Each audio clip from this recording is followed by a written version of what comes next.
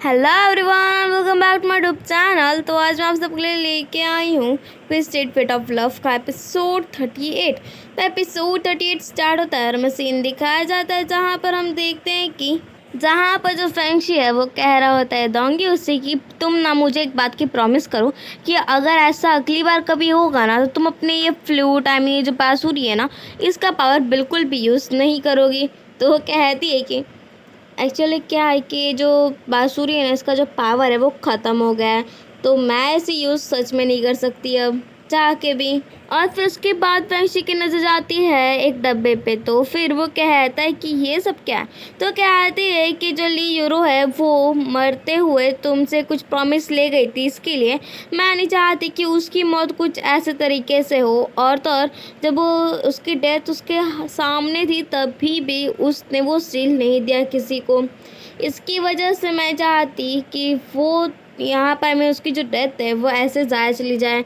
मैं चाहती हूँ कि उसको एक रिस्पेक्ट वाली डेथ मिले। और फिर जो फैंगशी है वो जो इन लोग की तस्वीर थी फैंगशी और यूरो की उसे देख रहा होता है, तो उसे फ्लैशबैक वाली मेमोरीज याद आती है कि कैसे हमारी जो ली यूरो है उसने वादा लिया था कि वो उनकी तस्वीर को संभाल के रखेगा। अब उसके बाद उसके दिमाग का चक्कर घूमता है और उसे पता चल जाता है कि भाई उसी में तो उसकी सील है जेट सील। तो फिर जिसे देखते हैं हमारी डोंगी कहती कि वो मरते मरते भी तुम्हारे साथ वफादारी ही करते गई है। और तभी वहाँ पर आ जाते हैं क्राउन प्रिंस, तो वो ना कहते हैं कि मुझे ना फैंगशी तुमसे कुछ अकेले में बात करनी है। और फिर हम देखते हैं इन दोनों को चेस खेलते हुए, जहाँ पर क्राउन प्रिंस कहते हैं कि तुम्हें याद है क्या कि जब तुम छोटे थे उस टाइम पे मैं तुमसे ज़्यादा अच्छे से चेस खेला करता था, जिसकी वजह से तुम ना मतलब मुझे यहाँ वहाँ भटका के मुझसे जीत जाते थे, यहाँ वहाँ जो गोटी है उसे चीटिंग करके। जहाँ पर वो कहते हैं कि अच्छा तो आप अभी देख लो कि अभी क्या मैंने आपके सामने कोई चीटिंग किया। और यहाँ पर जो फैंगशी है उसने गेम कैसे खेला होता है कि दोनों के बीच में ड्रॉ हो गया होता है। अब यहाँ पर जो क्राउन प्रिंस है वो कहती कि सॉरी, तो फैंगशी कहता है सॉरी बट किसके लिए। तो फिर क्राउन प्रिंस बताते हैं कि मुझे मैंने तुम्हें गलत समझ लिया। मुझे पता है कि तुम वैसे पर्सन नहीं हो जैसा मैं सोचा करता था, बिकॉज जो वेनिए हैं उनकी डेथ तुम्हारी वजह से नहीं, उनकी डेथ फैंग वान की वजह से हुई है। बट जब मैं उसे पकड़ने गया तो वहाँ से भाग गया। तो फिर जो फैंगशी है वो कहता है कि आप टेंशन मत लो, बिकॉज अब ना जो फैंग वान है उसका मैटर आप ही संभालोगे। अब उसके बाद हम देखते हैं एक फैंगशी को जिसने ना तोम बनाया होता है ली यूरो का, और वो जो पेंटिंग होती है उसे देख के वो कह रहा होता है ली यूरो सच कहूँ तो मैंने जो तुम्हें प्रॉमिस दिया है मैं उस पर खड़े नहीं हो पाऊँगा, बिकॉज ये जो पेंटिंग है हमारी मैं इसके लायक ही नहीं हूँ। और फिर वो उसे जला देता है और बाद में वो कहता है तुम प्लीज़ अपने नेक्स्ट लाइफ में अपना ऐसा कोई पर्सन चूज़ करना अपने लिए जो तुम्हें पसंद करता, ना कि मेरी तरह जो तुम्हारे जो तुम्हें बिल्कुल पसंद नहीं करता। और फिर वो ये भी कहता है कि और साथ ही साथ मुझे भूल भी जाना। और जो टॉम लिखा होता है ना उस पे लिखा होता है कि ली यूरो भूल जाओ फैंगशी को। अब यहाँ पर जो फैंगशी वहाँ से चला जाता है और फिर हम देखते हैं कि जो क्राउन प्रिंस है उन्होंने बहुत ज़्यादा अच्छी तरीके से हमारे फैंगशी को तैयार किया होता है। उसके बाद वो कहते क्या तुम ठीक लग रही हो, तो कहते कि हाँ मुझे अच्छा तो लग रहा है बट काश मेरे डैड होते मेरे साथ तो उन्हें बहुत ज़्यादा खुशी होती। तो फिर क्राउन प्रिंस समझाते हैं कि जिन्हें तुम पसंद करते हो वो तुम्हें छोड़ के कभी नहीं जाते, वो तुम्हारे साथ ही रहते, बस बात ये होती कि वो तुम्हें दिखाई नहीं देते और वो तुम्हें हर टाइम पे विश करते हैं कि तुम अपनी ज़िंदगी खुशी से जियो। और फिर क्राउन प्रिंस जो होते हैं वो कहते हैं कि पर अगर तुम्हारे डैड होते हैं ना तो वो सच में बहुत ज़्यादा खुश होते हैं अपनी बेटी को एक नन बनते हुए। तो जिसे सुनती हमारी जो फैंगशी है वो उठ जाती है और कहते हैं कि ऐसी बात नहीं है, मुझे भी शादी करनी है। तो फिर वो कहते हैं क्राउन प्रिंस वेंचिन क्या सच में तुम्हारी उम्र अभी ये सब सोचने के लिए बहुत छोटी नहीं है। तो फिर वो कहते हैं कि मैं आपसे गुस्सा हूँ, तो जहाँ पर वो जाते हैं और सॉरी कह रहे होते हैं बट हमारे वेंचिन का तो इस पर कोई असर नहीं होता। वो कहती कि नहीं मैं गुस्सा हूँ तो हूँ। और फिर वो एक बात की प्रॉमिस लेती है कि मुझे आपसे एक चीज़ चाहिए तभी मैं आपसे गुस्सा नहीं होंगी। और हम देखते हैं कि वो ना मार्शल आर्ट सीखने की प्रैक्टिस कर रही होती और कहते हैं कि जब तक मैं अपने आजू बाजू लोगों को प्रोटेक्ट नहीं कर सकूंगी तब मुझे रहने का क्या फ़ायदा। अब यहाँ पर हम देखते हैं कि जो फेंगशी पूछ रहा होता है कि तुम मेरा इंतज़ार कर रही हो ये जानने के लिए ना कि आखिर क्या है ये। तो फिर हमारी दोंगी कहती है कि ये वही चीज़ है ना जिसके लिए उन्होंने अपनी जान दे दी और वेडिंग के टाइम पे इतना सीन हो गया। वो कहता है कि हाँ बिल्कुल ये बात तो तुमने सही पहचानी। तो फिर वो उसे अपने लाइफ एंड डेथ वाली सीक्रेट वाली जगह पे लेके जाता है जहाँ पर 54 मिंग्स का टैबलेट होता है। और यहाँ पर फाइनली बेचारी दोंगी को पता चलता है कि हमारा जो फेंगशी है उसका नाम एक्चुअली पेंगशी है। और यहाँ पर जो फेंगशी है वो हमें भी एक बात चौंका देता है कि वो एक प्रिंस है। एक्चुअली क्या है ना कि जो उसकी मॉम थी वो नोबल कॉन्सेप्ट में वो उनकी मॉम थी और साथ ही साथ जो फेंगशी है उसके जो डैड थे वो लेट एम्परर थे। इसकी वजह से वो सेकंड प्रिंस हुआ। अब यहाँ पर उसे बहुत बुरा लग रहा होता है फेंगशी के लिए। तो फेंगशी कहता है कि कभी तुम रिग्रेट तो नहीं करोगी ना अपने क्वेश्चन पे, कभी तुम मुझे छोड़ के तो नहीं जाओगी। वो कहते हैं कि नहीं मैं तुम्हें कभी नहीं छोड़ के जाऊँगी। तो बोलता है तो क्या तुम डर गई। वो कहते हैं कि नहीं बिल्कुल भी नहीं। तो पूछते हैं कि अच्छा तो कम से कम तुम मुझे अपना असली नाम तो बताओ। तो कहते हैं कि मेरा असली नाम फेंगशी नहीं पेंगशी है। और फिर क्या था ये लोग अपने जीने मरने की कसम खा लेते हैं वहाँ पर।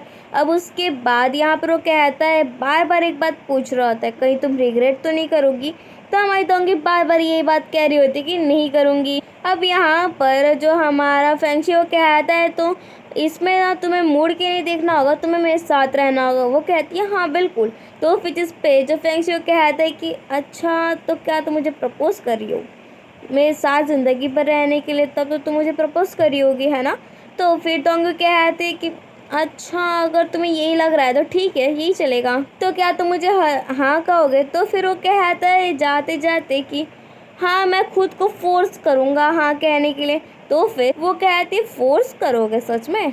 और फिर जब वो अपने कमरे में जाती है तो वहाँ पर उसे एक वेडिंग ड्रेस मिलती है और साथ ही साथ फेंगशी का एक नोट जिस पे लिखा होता है कि अगर तुम्हें मुझसे शादी करनी है तो आ जाओ मिलने।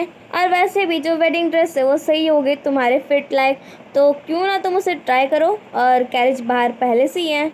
अब इसमें तो भैया हमारी दोंगी ऑफकोर्स बहुत ज़्यादा प्यारी लग रही होती है।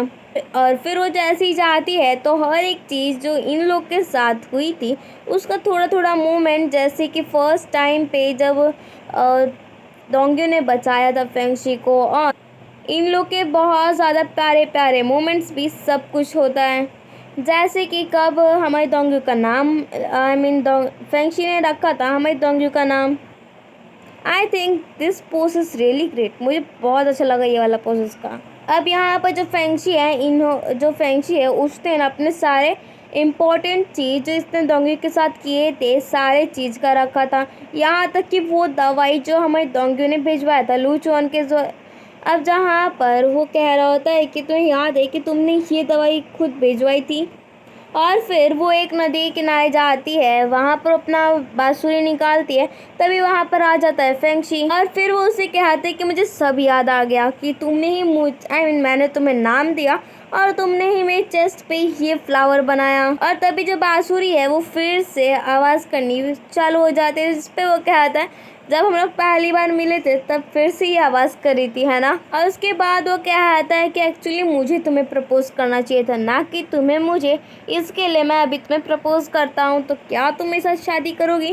वो कहती है कि हाँ बिल्कुल। और फिर हम देखते हैं हमारी जीवन जो बहुत ज़्यादा प्यारे तरीके से देख रही होती है बोर्ड को, हमेशा सजावट को। तो फिर दौले भी आता है। तो फिर वो कहते हैं कि तुम पक्का दोंगी के लिए खुश होगी है ना। वो कहती है हाँ बिल्कुल। बट वो कहती है बाद में कि काश ये मेरे लिए भी होता। तो फिर वो समझ नहीं पाता बेचारा दौलत। तो वो कहते तुम्हें सच में कुछ भी समझ में नहीं आता। और फिर एट लास्ट दौलत समझ भी जाता है। बट फिर वो पैसे की बात करने लग जाते कि मेरे पास इतने पैसे नहीं कि मैं तुम्हें इतनी ग्रैंड वेडिंग दूँ।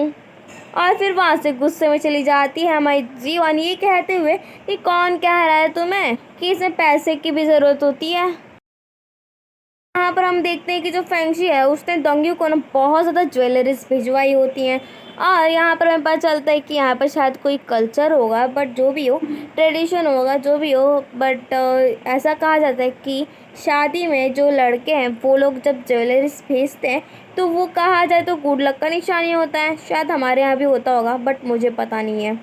तो जहाँ पर इन लोग में फिर से बात होने लगती है और बहुत ज़्यादा एक्सपेंसिव चीज़ें भी फेंगशी ने भिजवाई होती हैं, जिस पर हमारे दोंगे को गुस्सा तो आ रहा होता है, बट वो कुछ कह भी नहीं पाती। और फिर हम नेक्स्ट में देखते हैं जहाँ पर फेंगशी के पास डॉलर लेके आता है बहुत ज़्यादा वेडिंग कार्ड्स के, मतलब कौन सा डिज़ाइन चाहिए। तो फिर वो ना बहुत ज़्यादा गुस्से में आ जाता है फेंगशी। ऐसे ही कह रहा होता है कि मुझे इसमें ऐसे भी चीज़ ऐड चाहिए और ऐसे भी, जहाँ पर हमारे डॉलर को बहुत ज़्यादा गुस्सा आता है, आ रहा होता है ऑफकोर्स भाई।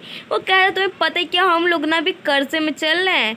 और इतनी बार तो बेचारे फेंगशी ने इसे दौड़ा ही दिया था बस कार्ड को बदलने के लिए, जैसे कि दौले के पास कोई भी काम हो ही ना। तो यहाँ पर जो दौले है वो क्या आता है कि मुझे भी मतलब जीवान के साथ करनी, थोड़ा सा मुझे भी दे दो पैसे। तो फिर वो कहता है कि अच्छा कितने की ज़रूरत है। वो कहता है कि जितना तुम दे सको, थोड़ा बहुत ही चलेगा, बट दे तो दो, कम से कम मुझे भी शादी करनी है। तो फिर वो कहते कि तुम्हें पता है ना कि पहले से कर्जे में हूँ। और फिर वहाँ से चला जाता है दौले। और फिर हम देखते हैं रॉयल जगह का प्लेस। वाह क्या मस्त लग रहा है ये सीन, है ना।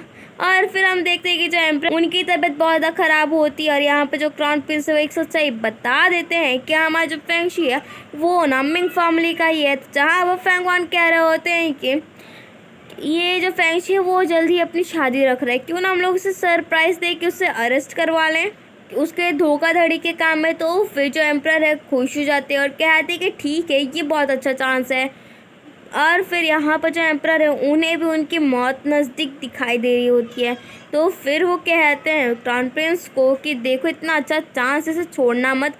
और हाँ, मेरे गैर मौजूदगी में भी तुम ना फेंगवान के साथ रहना, बिकॉज अभी तुम्हें रॉयल चीज़ों के बारे में उतना एक्सपीरियंस तो है नहीं। फिर तभी वहाँ पर हाने आते हैं वही टॉइस्ट। और फिर वो कहते कि आप ज़्यादा मत बोलिए और इतने दिमाग वाला, मतलब इतना टेंशन वाला जो काम है उस पर ध्यान मत दीजिए। और फिर यहाँ पर जो एम्परर ने पता होता है कि उनके पास ज़्यादा टाइम नहीं है, तो वो जो भी चाहते हैं, जो भी बताना चाहते हैं वो सब क्राउन प्रिंस को बताते हैं। तो जहाँ पर जो क्राउन प्रिंस है वो भी हाँ कहते हैं। मतलब आखिर क्राउन प्रिंस करना क्या चाहते हैं, इतने सेकंड में लेट हो के आखिर ऐसे कैसे कर सकते हैं। मुझे लगा नहीं था कि जैसे लास्ट के टाइम पे ऐसे मुड़ जाएंगे। खैर छोड़ो, इसी के साथ हमारा episode 38 of twisted fit of love यहीं पर तक। हम थैंक यू, बाय बाय।